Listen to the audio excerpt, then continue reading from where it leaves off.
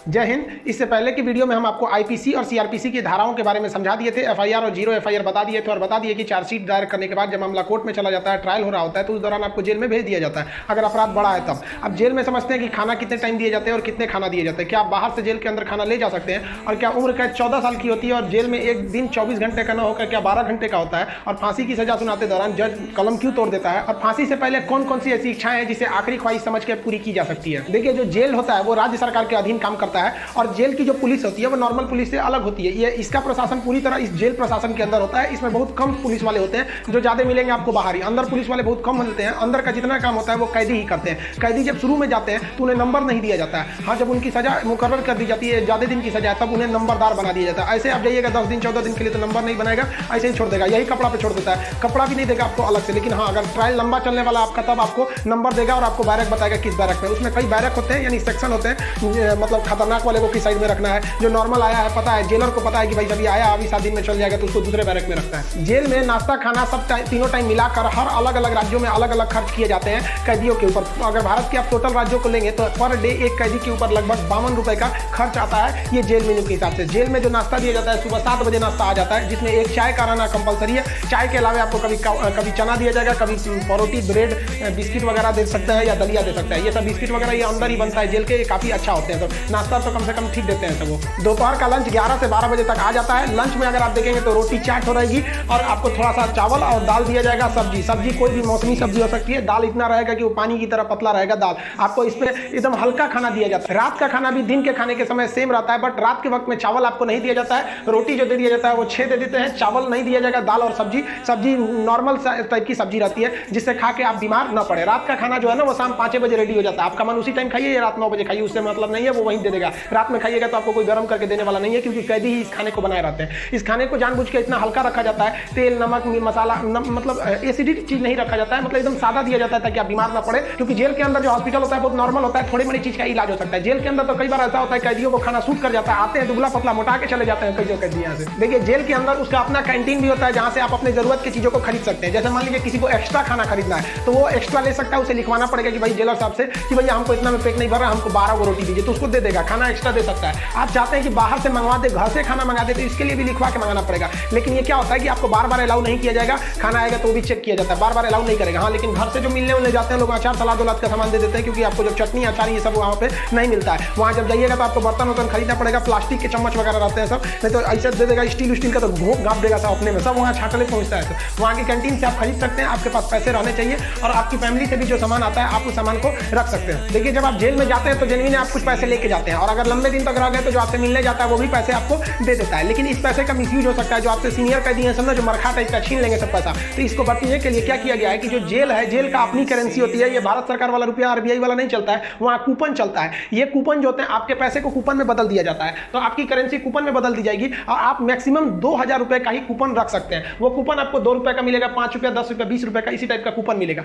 ये आपको दिया जाएगा। अब इस पे ना एक विशेष कोड किया जाता है कि भाई आप ही के नंबर का ये रहेगा, आप ही के नाम का, तो दूसरा कोई इसको चला नहीं सकता है कैंटीन में ले जाकर। इसलिए इससे आप आराम से बच सकते हैं। ये रखेगा तो कोई भी चला सकता है। अब 2000 से ज्यादा आप नहीं रख सकते हैं कैश। अगर कैश पकड़ा गया तो जब्त कर लिया जाता है और आपकी सजा भी बढ़ा दी जाती है। हालांकि बहुत से पहुंचने जो जान पहचान वाले कैदी होते हैं सब सीनियर बहुत व्यवहार बना लेते हैं, सब अंदर बहुत सारी सुविधाएं ले जाते हैं। सब मोबाइल अलाउ नहीं है, फिर भी अंदर मोबाइल मिल जाता है। जेल में आप जाके मिल भी सकते हैं, आप परिजन है तो भी मिल सकते हैं, आप उसके मान लीजिए दोस्त यार कुछ भी आप जाके मिल सकते हैं। मिलने के लिए आपको 2-3 चीजें चाहिए। आपको पहले उस कैदी का नाम पता होना चाहिए, पिता का नाम और किस जेल नंबर में है। इसके लिए आप ऑनलाइन फॉर्म भर देंगे तो आपको नंबर वेट नहीं करना पड़ेगा। नहीं तो वहां जाइएगा तो ऑफलाइन में 15 रुपए का पर्ची कटाइएगा तो 3-3 घंटा तो पहले आप ही को लाइन में खड़ा कर देगा और तब आपको मिलाएगा। आप ऐसे बाहर खड़े रहेंगे, अंदर कैदियों का एक कमरा होता है, अंदर से उसमें घुसा दिया जाता है, वो अंदर रहते हैं, आप बाहर रहते हैं। यहाँ बात कर सकते हैं, यहाँ सीसीटीवी रिकॉर्डिंग वगैरह नहीं होता है। यहाँ आप सामान भी दे सकते हैं, बाहर के जो सिपाही खड़े रहते हैं कि अंदर जाके उस कैदी को दे दीजिएगा। ये सामान चेक करेंगे, अच्छा ठीक ठाक रहेगा तो दे देंगे, अगर इलीगल रहेगा तो ये लोग नहीं देते हैं और आपकी सजा को बढ़ा देते हैं। तो आप मिल सकते हैं। मिलने का टाइम 10 बजे से 3 बजे तक होता है। उसके 3 बजे के बाद जाएंगे तो मिलने नहीं देगा, 10 बजे से पहले जाएंगे तो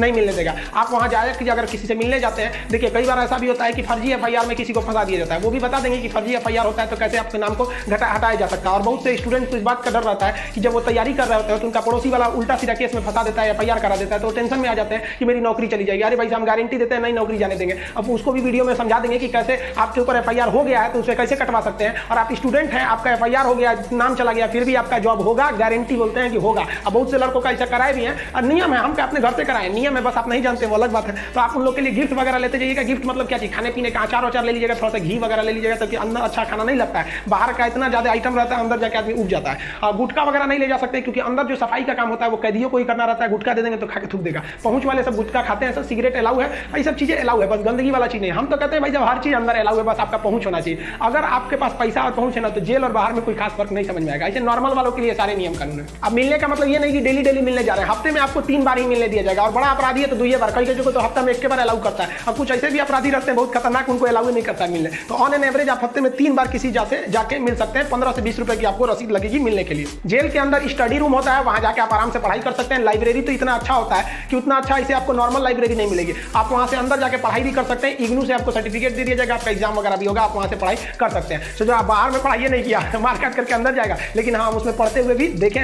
जेल के अंदर हर एक कैदी को खुद ही काम करना होता है, क्योंकि अंदर सिपाही कम रहते हैं। मार धार करिएगा, खूब पिटा जाइएगा ना, ताकि छोड़ा देंगे सब। अंदर शांति से रहना चाहिए। अंदर भी जेल के अंदर भी ना ग्रुप होता है, वो उसके ग्रुप का है, वो उसके ग्रुप का है। अगर आपको ज्यादा दिन तक रहना है तो ग्रुपबाजी समझ जाइएगा, नहीं तो कुटा के आएंगे। उसमें क्या होता है, माली का काम होता है। जो जेल का कैंपस बहुत बड़ा होता है, जेल छोटा होता नहीं होता। अंदर जाएंगे तो एक दूसरे दुनिया है, वहाँ अंदर सब्जी वगैरह बोई गई रहती है, यही सब्जी आपको बनाने के लिए आ जाती है। कुछ अलग से भी सब्जियां वगैरह आती हैं, तो इसमें भी काम कर सकते हैं। कुक वाला खाना बनाने वाले में भी काम कर सकते हैं। सबसे टफ यही काम होता है, सबके लिए खाना बनाओ, वो भी टाइम से बनाओ। यहाँ पर इसके अंदर कुछ फैक्ट्रियां भी होती हैं, जहाँ पे आपको सोफा बनाने के लिए आता है, कपड़े सिलने के लिए भी दे दिए जाते हैं सब। और जो होली में जो गुलाल लगाते हैं अबीर, वो भी इसके अंदर पीस के बनाना रहता है। कई सारे काम होते हैं, लेकिन ये जो काम वाला डिपार्टमेंट है ना, फैक्ट्री वाला डिपार्टमेंट, ये उसी को दिया जाएगा जिसको कोर्ट ने सजा सुना दिया है। लेकिन अगर कोर्ट ने आपको सजा नहीं सुनाया, अभी आप पर मुकदमा ही चल रहा है, तो इस पे नहीं देंगे सब आपको। ये सब हल्का हल्का काम कराएंगे सब। इस काम के बदले आपको पर डे का 20 रुपया मिलता है, यानी महीने के आपको टोटल 600 रुपया मिलने वाले हैं। आपको काम करना पड़ेगा। अगर आप काम नहीं करिएगा तो बदले में आपको एक बार पैसा देना पड़ेगा। ये पैसा पर मंथ नहीं लगता है। एक बार जाइएगा तो जेलर पूछेगा काम कीजिएगा कि पैसा दीजिएगा।